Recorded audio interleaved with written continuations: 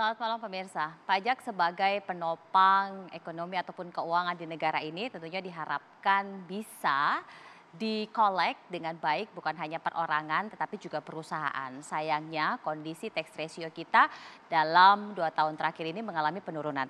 Tercatat di 2020 tax ratio kita hanya di sekitar 7,9 dan harapannya memang di 2021 ini ada peningkatan. Oleh karenanya Direktorat Jenderal Perpajakan ini kemudian memperluas basis wajib pajaknya hingga ke influencer serta YouTuber. Tentunya masih ada pro dan kontra sekalipun beberapa di antara mereka sudah membayarkan pajak. Dan untuk itulah pada malam hari ini Indonesia Business Forum mengangkat tema mengenai penerimaan loyo pajak sasar YouTuber hingga influencer. Saya sudah bersama dengan 2 orang narasumber di studio, saya perkenalkan satu persatu. Yang pertama ada Pak Muhammad Misbakun yang merupakan anggota Komisi 11 DPR RI dari fraksi Partai Golkar. Mas Misbakun sehat? Alhamdulillah. Alhamdulillah. Selamat malam, Permisa. Dan tentunya saya juga bersama dengan Pak Ruben Huta Barat yang merupakan pengamat ekonomi perpajakan. Pak Ruben, selamat malam. Selamat malam. Sehat Pak Ruben? Alhamdulillah sehat. Saya sapa juga 2 orang narasumber yang terhubung melalui daring. Yang pertama ada Pak Nel Madrin Nur yang merupakan Direktur Penyuluhan Pelayanan dan Hubungan Masyarakat Direktorat Jenderal Pajak yang langsung terhubung dari kantor beliau. Pak Nel, selamat malam. Selamat malam, Sehat Brigita. Pak? Sehat Pak Nel? Alhamdulillah sehat, selamat malam. Ini kayaknya hari-hari Semuanya. sibuk ya Pak ya untuk bisa mengkolek dari pajak perorangan ya Pak. Iya, betul. Dan tentunya Ini mungkin saya juga bersama dengan Pak Hotman Paris Hutapea yang merupakan pengacara serta influencer dan YouTuber. Bang Hotman, selamat malam. Selamat malam. Ini saya ke Bang Hotman terlebih dahulu. Bang Hotman sudah bayar pajak sebagai YouTuber influencer, Bang? Biasanya kan langsung dipotong oleh perusahaan langsung. Itu langsung dipotong PPh 21-nya. Ya. Jadi kita sudah langsung ada pajak finalnya dipotong oleh mereka. Jadi udah bayar. Jadi secara otomatis sudah terbayarkan ya Bang? Itu kalau influencer, kalau kita sebagai host atau kayak di TV gitu. Tapi kalau sebagai YouTuber itu beda lagi. Karena sebagai YouTuber kan pembayarannya kan dari luar. Ya. Jadi si YouTuber tersebut yang harus secara sukarela pastikan berapa income-nya. Begitu. Terus kalau disebutkan baru belakangan ini diatur itu tidak tepat karena sejak dari dulu pun sebenarnya sudah kena pajak karena setiap penghasilan pertambahan ekonomi dari apapun itu sudah kena pajak, bahkan pelacuran pun kena pajak. Sebab kantor pajak belum pernah memeriksa seorang pelacur apakah berapa income-nya setahun. Ya, jadi tidak benar bahwa influencer maupun YouTuber itu baru sekarang itu diatur itu. Dari segi undang-undang pajak itu dari dulu sudah kena. Iya, Bang Hotman. Bang Hotman, ini ketika kemudian pada akhirnya para YouTuber harus dengan jujur menyampaikan berapa kemudian pendapatan mereka dari hasil video-video yang diunggah dan kemudian di-like dan subscribe. Nah, kalau dari Bang Hotman sendiri sebagai salah seorang YouTuber melihat kondisi ini, sampai sejauh ini tanggapan Bang Hotman? Tanggapan saya adalah sebenarnya kurang tepat sekarang itu diefektifkan karena suasana corona begini banyak orang main YouTube karena terpaksa. Saya kasih contoh, saya wanita cantik DJ karena DJ sudah tidak ada secara YouTuber, ya tingkat pas-pasan. Karena tekanan ekonomi terpaksa dia mencoba. Padahal sebenarnya kalau mau, saya udah berkali-kali bilang di IG saya, kalau mau pemerintah Indonesia segera menerbitkan teks amnesti yang kedua, pasti akan dapat ratusan triliun. Waktu teks amnesti yang pertama Indonesia mendapat 140 triliun. Kalau dibuat teks amnesti yang kedua, pasti akan dapat kurang lebih hampir sama. Kenapa pada saat tidak ada corona, kita sudah 2 kali bikin sunset policy sama teks pertama. Memang Pak Jokowi waktu itu mengatakan hanya ada kesempatan sekali teks amnesti. Itu kan nggak terpikir ada corona. Sekaranglah tepat teks amnesti yang kedua dan saya yakin akan dapat ratusan triliun. Sehingga ngapain orang-orang yang lagi susah sembunyi di rumah main YouTube harus kita dia membayar hanya ada penghasilan dari teks amnesti kedua kalau pemerintah mau. Tapi memang itu harus keputusan dari Presiden dan DPR. Dirjen Pajak tidak berwenang untuk itu. Jadi akan lebih baik kalau dilakukan teks amnesti ya Bang, ketimbang mengejar pajak dari para YouTuber ini.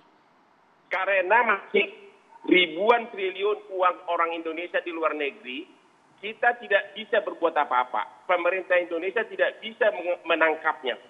Kenapa tidak baik-baik saja dihimbau dan Indonesia akan dapat misalnya 3%, 5% dari pajak pengampunannya. Itu yang paling tepat sekarang ini.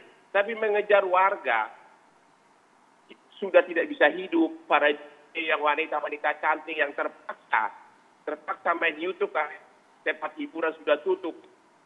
Kita cantik yang sugar dadinya juga sudah nggak punya duit, akhirnya main YouTube. Mas, kita kejar sekarang ini. Maksud saya. Ya, jadi potensi-potensi lain mesti diupayakan yang sebenarnya potensi itu justru jauh lebih besar. Tapi sebelum saya ke Pak Nel, saya ke Pak Ruben dulu. Pak Ruben, ini suatu terobosan yang sebenarnya agak terlambat ya. Karena kita melihat perkembangannya ini sangat signifikan sekali.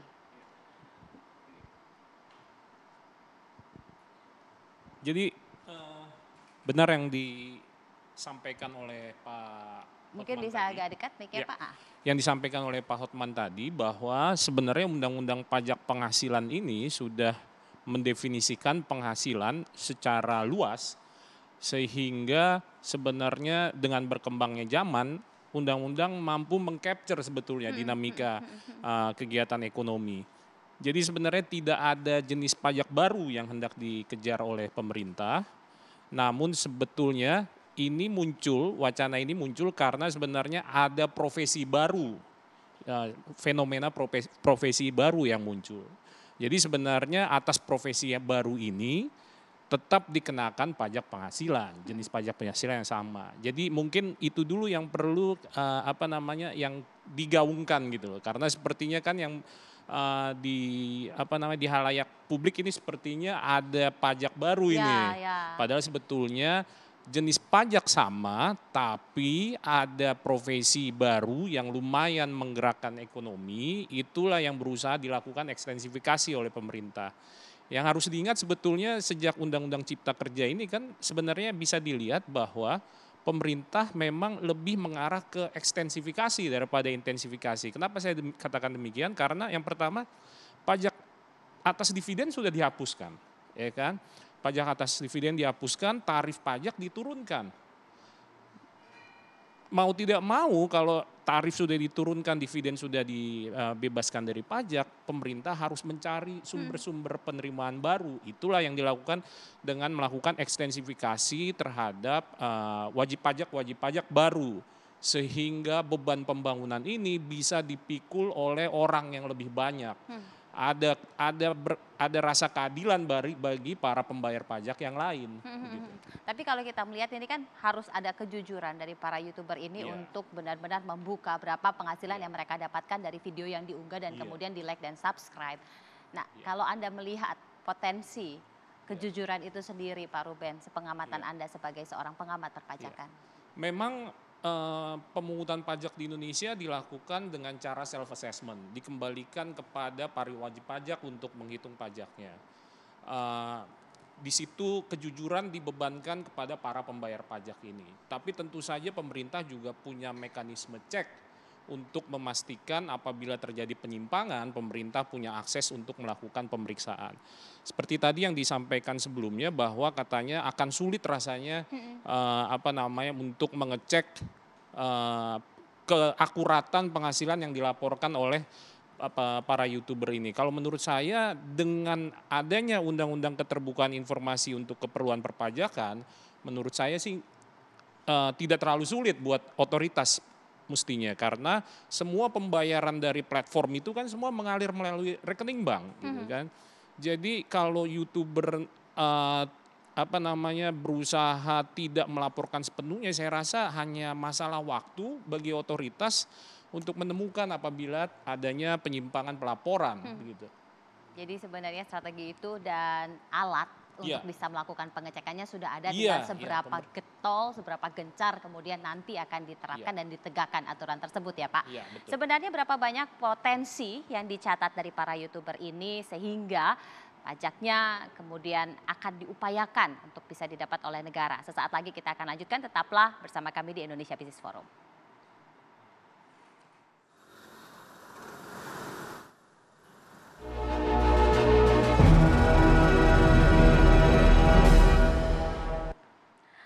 Ada potensi lebih besar yang sebenarnya bisa melalui teks amnesti jilid 2, tetapi justru malah YouTuber. Kenapa kemudian Ditjen Pajak memilih YouTuber, seberapa besar potensinya? Pak Nel silakan. Bisa diulangi sebentar? Ya, berapa besar sebenarnya potensi Pak dari para wajib pajak yang berasal profesi YouTuber serta influencer ini Pak, kalau dari catatan Ditjen Pajak Pak? Baik, terima kasih Mbak Brigita. Jadi kalau kita berdasarkan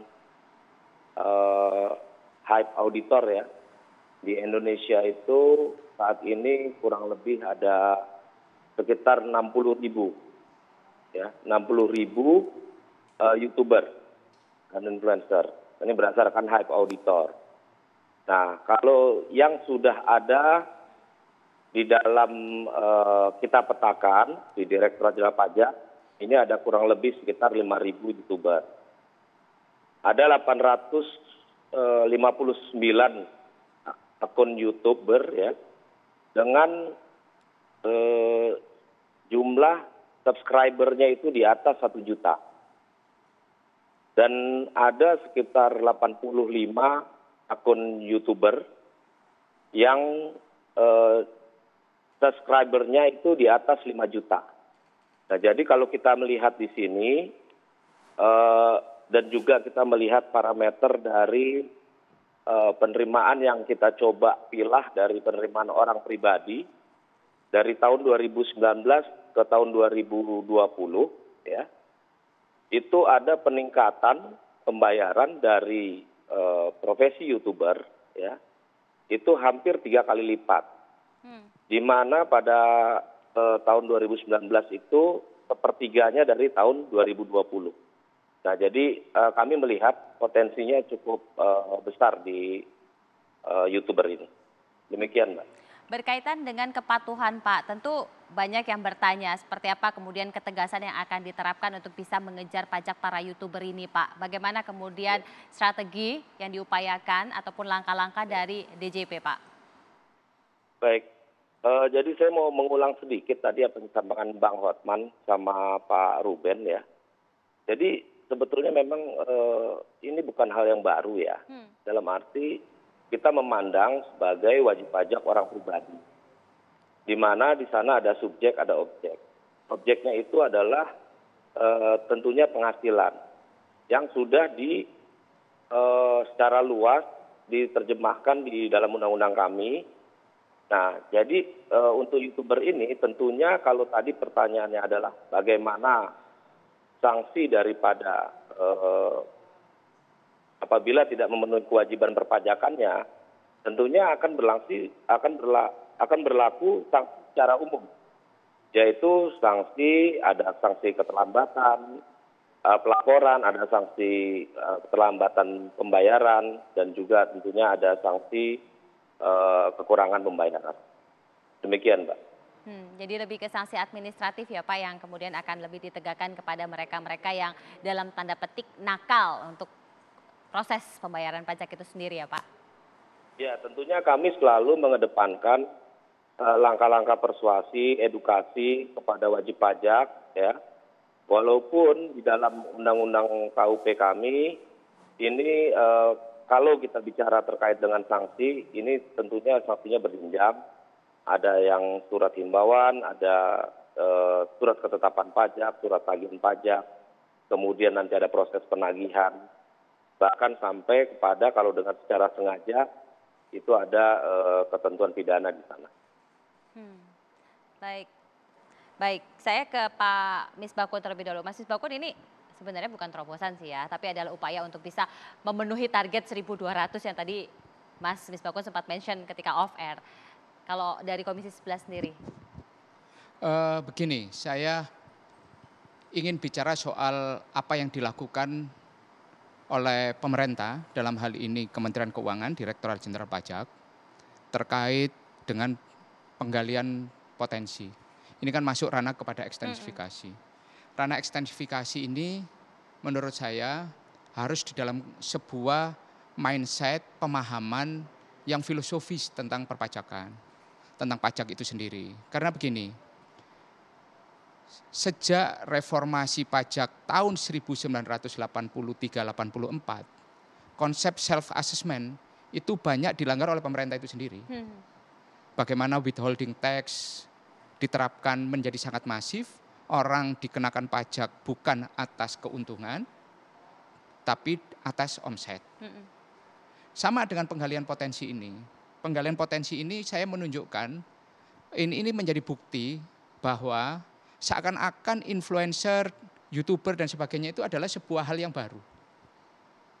Seiring dengan perkembangan zaman yang makin cepat, kehidupan makin mengalami disrupsi, dengan masuknya fase digitalisasi dan sebagainya, maka kita dituntut sebagai seorang pengambil kebijakan di sektor perpajakan ini untuk kemudian mengantisipasi.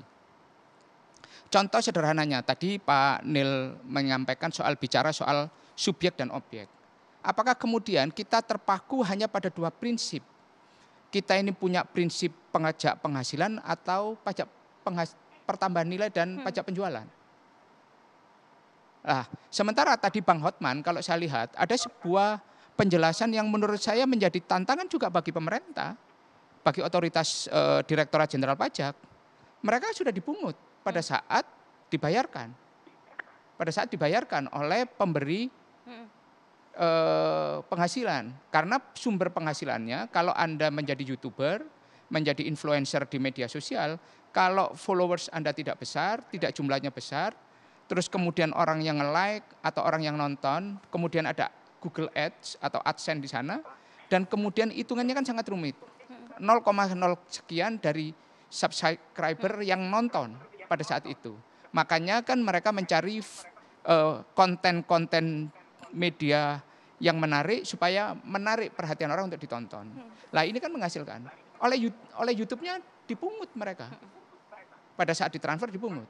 Apakah kemudian iklan yang di sana dengan teknologi artificial intelligence, mereka tahu para subscriber Indonesia itu sukanya apa? Iklan yang ditampilkan apa? Dia masang iklan, dia memungut. Sebenarnya yang paling tepat itu bukan kepada YouTubernya. Kita berani nggak menangkap penghasilannya YouTube? Kita berani nggak? Nah disinilah kalau menurut saya terjadi inferiority mind dari para pengambil kebijakan tentang konsep kita memajaki. Seakan-akan kalau bukan pajak penghasilan kita nggak bisa menghitung, kalau bukan pajak pertambahan nilai kita nggak bisa memungut. Harus keluar dari konsep itu dengan perkembangan zaman. Itu. Lah ini yang kemudian saya melihat kurang dipahami filosofi kita. India berani membuat sebuah objek baru yang tidak dalam pengertian penghasilan dan penjualan.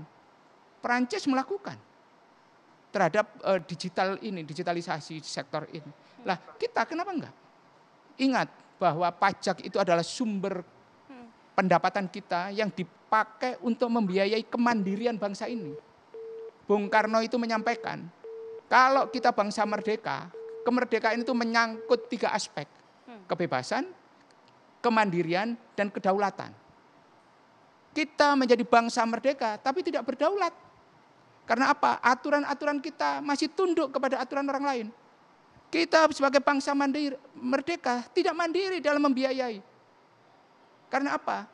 Kekurangan kita pada saat defisit di APBN, kita menggunakan utang. Coba kalau kita kemudian konsep-konsep kita ini progresif, mengikuti perkembangan zaman. Contoh sederhananya, kalau YouTuber, setiap misalnya pemasang iklan yang orang Indonesia melalui agensi atau apa kepada YouTube, setiap transaksi yang dibayarkan kepada asing yang menggunakan konten ini, transaksinya aja kita kenakan. Kenapa tidak? Ya. Kalau Amerika marah, saya pernah menanyakan, kenapa kemudian kita untuk memajaki Google, memajaki YouTube, memajaki platform-platform digital yang lain, kita kok masih memperhatikan kepentingannya Amerika? Orang Amerika memperhatikan kepentingannya Amerika, kok kita memperhatikan kepentingannya Amerika? Biarkan Amerika memikirkan kepentingannya dia. Kita memperhatikan kepentingan bangsa kita. Lah ini yang terjadi saat ini. Saya melihat kemampuan untuk kembali kepada filosofi dasar kita dalam konsep memajaki ini yang harus dibuka kembali sebagai sebuah tirai di antara para pengambil kebijakan di BKF, di Direktorat Jenderal Pajak, dan di Kementerian Keuangan untuk memahami konsep-konsep dasar ini. Itu. Kalau tidak, bangsa ini diperlemah dari sisi pengambilan kebijakannya, dan kita dijerumuskan dalam sebuah konsep negara yang dipaksa terus berutang. Kemandirian itu ditaruh di bawah karpet, dan di atas tumpukan karpet itu adalah tumpukan utang yang terus bertambah. Ini yang harus kita hilangkan mindset ini. Lah inilah butuh pemikir besar, butuh seorang pemimpin yang mempunyai leadership yang kuat. Bagaimana Pak? Seperti halnya Pak Jokowi memimpin bangsa ini dengan narasi Trisakti, kemandirian, kedaulatan, dan berkebudayaan. Baik, lalu seperti apa kemudian strategi dari DJP, Direktorat Jenderal Pajak, untuk bisa paling tidak mendapatkan ikan yang lebih besar, dalam hal ini adalah platformnya termasuk transaksi iklannya. Sesaat lagi nanti kita akan tanyakan kepada panel, tetap di Indonesia Business Forum.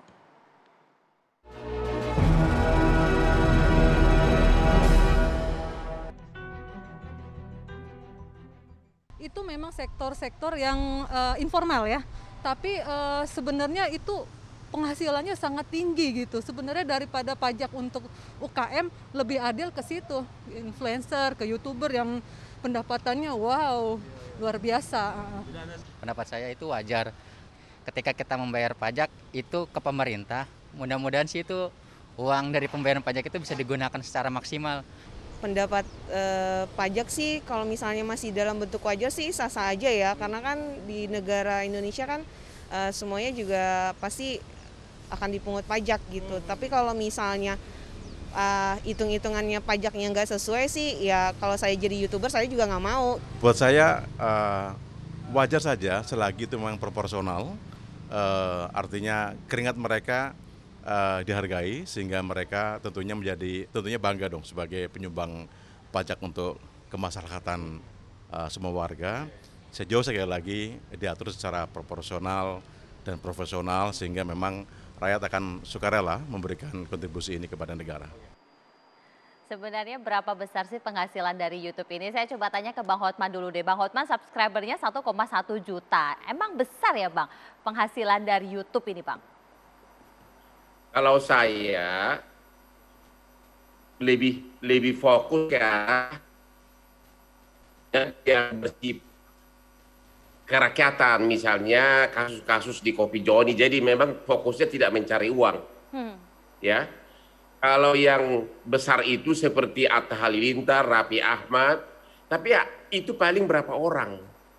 Jadi sebenarnya potensi itu masih tidak terlalu besar.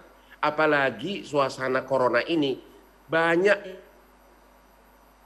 artis-artis, DJ-DJ yang sudah nganggur terpaksa main YouTube di apartemennya hanya untuk menyambung hidup. Makanya saya mengatakan dalam suasana corona ini mendingan itu jangan difokuskan dulu. Kita tahu itu adalah sumber pajak, tapi itu nanti. Ini kan korban sudah terlalu banyak gara-gara corona ini. Kenapa tidak teks amnesti jilid kedua? Kalau itu dilakukan, tutup mata dapat 100 triliun. Langsung tutup mata dapat itu. Kenapa YouTuber ini yang mungkin ada 10 orang yang income-nya besar, tapi itu dari segi pajak kecil. Benar dari kata Pak anggota DPR, kenapa iklan-iklan yang di YouTube itu tidak dipajaki? Dan yang paling besar sekarang ini adalah pajak yang dipungut oleh Netflix, contohnya nih, setiap orang menonton TV, nonton Netflix, wajib membayar pajak ke Netflix. Netflix bayar pajak ke pemerintah Indonesia, tapi pemerintah Indonesia tidak pernah bisa mengetahui berapa ribu film yang ditonton oleh Netflix dari Netflix. Jadi suka-suka Netflixnya bayar berapa ke pemerintah Indonesia. Ya. Itu Netflix itu salah satu sumber yang paling, karena setiap nonton Netflix dipungut CPN 10%. Tapi pemerintah Indonesia tidak tahu berapa juta film yang ditonton. Karena Netflix tidak bisa diaudit oleh pemerintah Indonesia. Jadi Netflix memungut dari Indonesia, tapi apakah dia setorkan jujur ke kantor pajak, kita nggak tahu. Jadi lebih bagus seperti kata Pak anggota DPR tadi, seperti di negara lain, kenapa nggak teks amnesti yang jilid kedua? Tutup mata 100 triliun bisa dapat langsung itu. Tapi sebenarnya sampai puluhan juta nggak sih Bang? Benar pendapatan dari YouTuber kan banyak orang yang kemudian dalam istilahnya nih kepo banget, pengen tahu kok sampai dikejar sedemikiannya gitu loh Bang. Yang menonjol, saya pernah punya teman YouTuber, dia dapat transfer sekali sampai 1 M dari YouTube, 1 miliar. Ya, jadi kalau itu dari segi tarif pajak dibagi 2 berarti 500, kemudian dikenakan pajak final atau 5%, segala macam itu negara dapat. Tapi itu hanya beberapa orang. Berapa sih YouTuber yang begitu? Hanya beberapa, paling nggak nyampe 10 orang. Yang lainnya adalah DJ, penyanyi-penyanyi yang memang nganggur akhirnya main YouTube hanya untuk menyambung hidup. Maksud saya karena suasana corona ini, mendingan sementara ini dibiarkan dulu sementara, karena memang dari dulu memang benar ini sudah merupakan wajib pajak, memang itu sudah merupakan objek pajak dari sejak undang-undang pajak berlaku. Tapi sekarang ini suasana corona. Kenapa waktu kok tidak ada corona keluar teks amnesti pertama? Waktu teks amnesti pertama Indonesia dapat 140 triliun. Sekarang ini untuk proyek relaksasi pajak untuk membantu rakyat, pemerintah menganggarkan 56 triliun untuk kemudahan pajak kepada rakyat. Misalnya PPh menjadi 22%, semula 25%. Ya, kemudian pajak PPN atas rumah murah, pajak mobil mewah dikurangi. Ya, cuma 56 triliun. Padahal kalau dibuat teks amnesti, saya yakin 200 triliun dapat, sehingga rakyat ini nggak usah dulu dipusingin gitu loh. Ya. Pak Nel, sebenarnya ada potensi yang lebih besar dalam hal ini platform penyedianya, termasuk juga iklan yang masuk dari transaksi-transaksi mereka yang pasang iklan di akun YouTube-nya. Nah, bagaimana kemudian adakah strategi dari DJP sendiri untuk paling tidak menyasar ikan yang lebih besar ini, Pak Nel? Baik, Mbak Brigita. Jadi ini bukan masalah menyasar ya. Maksud saya begini. Jadi karena pajak ini adalah ujung dari aktivitas ekonomi, ya. Jadi kita memang terus mengikuti dinamika perkembangan dari aktivitas-aktivitas ekonomi untuk dapat kita lakukan penggalian perpajakannya. Nah, sebagai contoh di dalam hal ekonomi digital ya. Jadi kalau tadi dikatakan bahwa ini adalah satu proses pencarian begitu ya, pencarian potensi yang sebetulnya di undang-undang ini sudah hal yang sudah lama diatur. Nah, saya mau ambil contoh begini.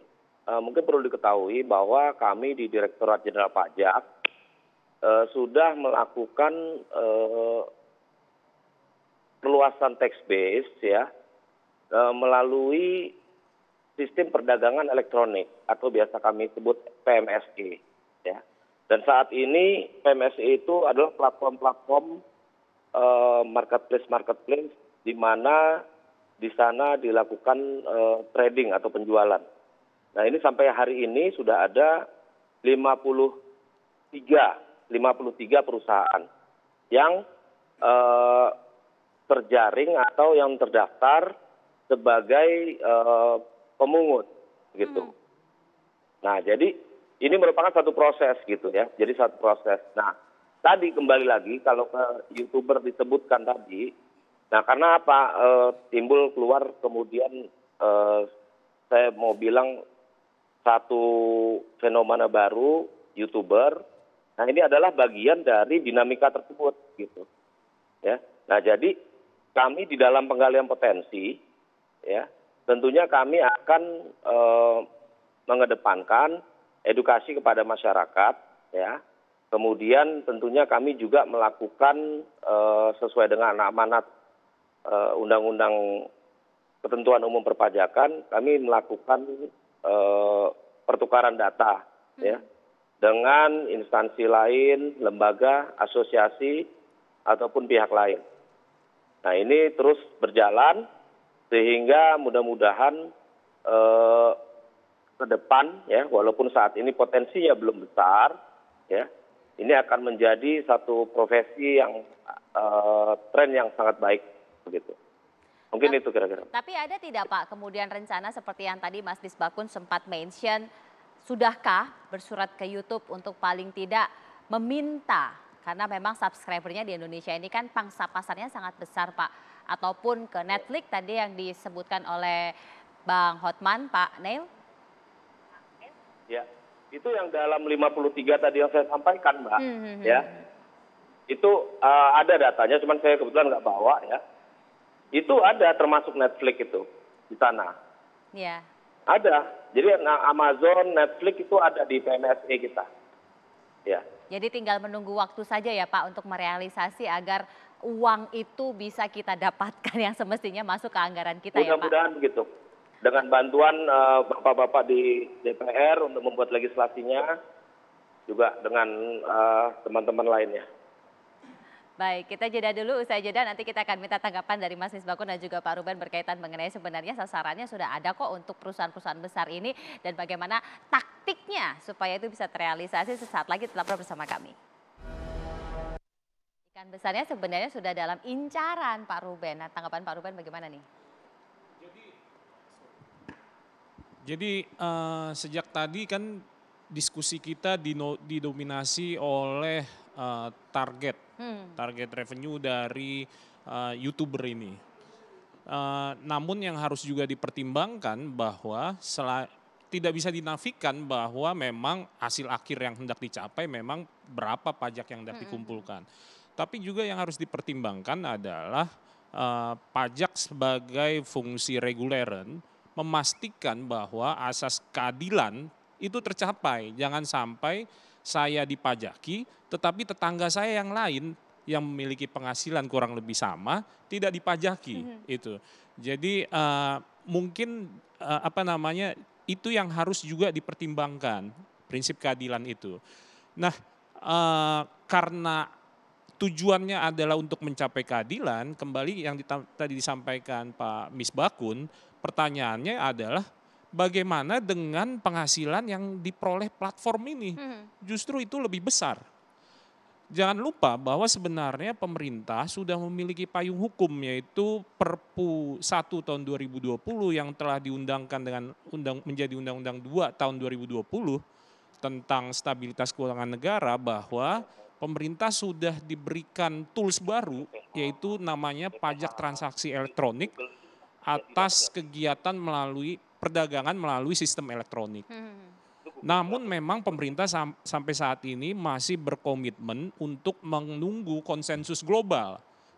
Karena dengan tools yang ada saat ini, Undang-Undang PPH, Indonesia tidak bisa memajaki karena hanya bisa memajaki entitas luar negeri kalau kehadiran fisiknya ada di sini. Namun dengan Perpu 1 ini, pemerintah bisa memajaki apabila ada kehadiran ekonomi yang signifikan di sini. Namun memang pemerintah harus memberi batas sampai kapan pemerintah mau menunggu konsensus global ini. Bagaimana kalau konsensusnya tidak tercapai? Apakah kita terus-menerus tidak bisa memajaki platform ini? Itu faktor keadilan yang harus dipertimbangkan. Yang kedua juga masalah keadilan tadi yang sempat disinggung oleh Pak Neil, otoritas pajak di Amerika sudah mengintroduce bahwa mereka akan mulai memajaki para YouTuber seluruh dunia yang memperoleh penghasilan yang sumbernya dari Amerika, di mana platform ditunjuk sebagai pemungut. Nah, bagaimana kalau pemerintah juga mengikuti jejak Amerika dengan cara memajaki penghasilan YouTuber dari luar negeri yang sumber penghasilannya dari penonton di Indonesia, gitu. Jadi tentu dengan akan tercapai keadilan itu ketika bukan saja YouTuber Indonesia yang dipajaki, tetapi juga YouTuber luar negeri yang memperoleh penghasilan di Indonesia. Sehingga semua akan tercapai level of playing field yang sama. Demikian. Akan berat ketika kemudian nanti kita harus mengkomunikasikannya dengan YouTube. Nanti kita coba tanyalah sama Mas Misbakun di segmen selanjutnya. Kira-kira strategi apa yang bisa diupayakan, regulasi apa yang bisa dibuatkan untuk memuluskan jalan agar pajak yang didapat oleh para platform ini bisa juga kita tarik ke anggaran kita. Sesaat lagi tetap bersama kami. Mas Misbakun, silakan apa yang kira-kira mesti dilakukan dalam waktu dekat supaya bisa dapat banyak kira-kira sesuai target. Begini, yang harus diingatkan kepada seluruh elemen dan komponen bangsa Indonesia bahwa pajak ini bukan cuma tanggung jawab Direktorat Jenderal Pajak, tapi tanggung jawab seluruh komponen bangsa. Contoh, platform Netflix, Amazon, Facebook, Google, terus tadi disebutkan misalnya YouTube. Kalau misalnya mereka tidak tunduk kepada aturan Indonesia, sampaikan kepada mereka tugasnya Menkominfo, pencetin aja bandwidth-nya di Indonesia. Jangan berbisnis Indonesia, jangan mengambil manfaat dari Indonesia, tapi kemudian berbisnis di Indonesia nggak mau dipajaki di Indonesia. Tadi saya ingin menyampaikan apa yang dikatakan menunggu konsensus global. Kita ini mau menjadi negara yang mandiri, berdaulat, merdeka, atau negara yang mau tunduk kepada aturan-aturan orang lain. Ingat, Perpu nomor 1 itu adalah perpu yang disiapkan sendiri oleh Pak Presiden. Ada sistem transaksi elektronik melalui perdagangan elektronik, platform elektronik. Dan kita sudah sediakan dan kita bahas dengan cepat. Kenapa kemudian implementasinya masih menunggu konsensus global? Waktu saya tanyakan kepada Menteri Keuangan pada saat rapat, karena apa? Kita pernah ditegur Pak oleh Amerika mengenai P3B, penghindaran pajak, perjanjian penghindaran pajak berganda dengan Amerika. Mereka menunggu konsensus global. Loh, kita ini mau menjaga kedaulatan negara, kepentingan kita, atau kita mau menjaga kepentingannya Amerika? Kita ini pejabatnya Amerika atau pejabatnya Indonesia? Kita ini diangkat oleh Presiden Jokowi atau diangkat oleh Presiden Amerika? Yang kalau kita presidennya diangkat oleh Presiden Jokowi, ya memperjuangkan cita-cita Republik Indonesia. Lah itu yang paling utama. Lah ini yang harus dikuatkan. Mentalitas untuk menjaga kedaulatan dan kemerdekaan negara ini. Nah inilah yang menjadi penyakit utama kenapa penerimaan kita itu tidak tercapai. Itu punya kekuasaan sudah diberikan, tapi tidak digunakan dengan sebaik-baiknya. Saya minta closing statement selanjutnya dari Pak Nel terlebih dahulu. Silakan Pak Nel, singkat saja. Baik, terima kasih. Jadi kembali lagi saya sampaikan bahwa kami di Direktorat Jenderal Pajak tentunya terus melakukan penyesuaian-penyesuaian mengikuti dinamika aktivitas ekonomi, karena pada dasarnya kami sadar betul bahwa kami harus selalu memperluas tax base. Di sisi lain kami juga harus bisa membantu menumbuhkan ekonomi dengan insentif-insentif kami, sehingga kita akan tetap memiliki penerimaan pajak yang sustain. Baik, terima kasih Pak Nel. Bang Hotman, singkat saja silakan terakhir. Saya bisa memaklumi kantor pajak mencari alternatif sumber penghasilan pajak karena banyak perusahaan-perusahaan tradisional sudah pada bangkrut. Saya juga mengakui bahwa memang penghasilan YouTube itu dari segi undang-undang pajak memang objek pajak, itu tidak ada keraguan. Ya, cuma lagi-lagi dalam suasana corona ini ada alternatif yang raksasa, yaitu teks amnesti kedua. Kalau itu dilakukan, maka uang untuk beli vaksin, uang untuk relaksasi pajak akan ada tersedia. Itu aja saran saya. Baik, terima kasih Bang Hotman, terima kasih panel, terima kasih Mas Misbakun, terima kasih Pak Ruben. Kita tunggu saja seperti apa kemudian upaya yang bisa dilakukan oleh pemerintah agar pendapatan dari sektor pajak ini bisa sesuai target. Dan sekali lagi, pajak bukan tanggung jawab DJP tetapi tanggung jawab kita semua. Saya Brigita Manohara pamit, selamat malam, sampai jumpa.